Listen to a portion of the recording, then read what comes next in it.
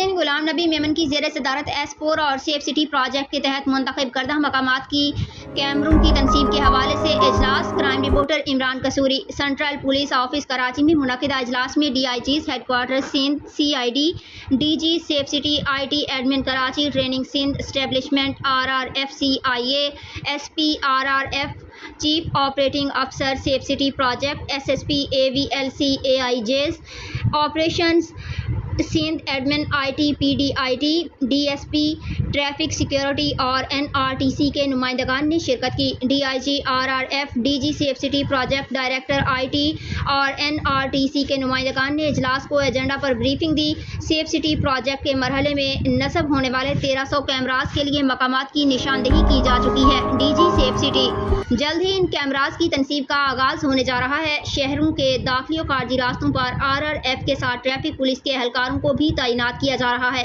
Police اہلکاروں کی تربیت کے لیے تربیتی نشستوں کا انعقاد بھی جاری ہے۔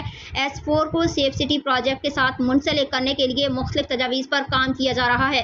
آج کے اجلاس کا مقصد S4 منصوبے کا جائزہ لینا اور اسے سیف سٹی پروجیکٹ کے ساتھ انٹیگریٹ کرنا ہے۔ شعبہ ٹریفک، محکمہ ایکسائز اور دیگر شعبوں کے ساتھ مل کر ایک ٹیم تشکیل دے دی ہے۔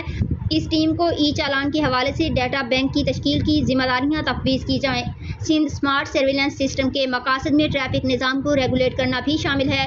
DIG RRF کی سربراہی میں SSP AVLC chief operating officer safe city اور PD IT پر مشتمل کمیٹی تشکیل دی جائے اور دیگر حکام سے رابطے میں رہنا اور سیف سٹی پروجیکٹ کے جملہ امور کی نگرانی ہے۔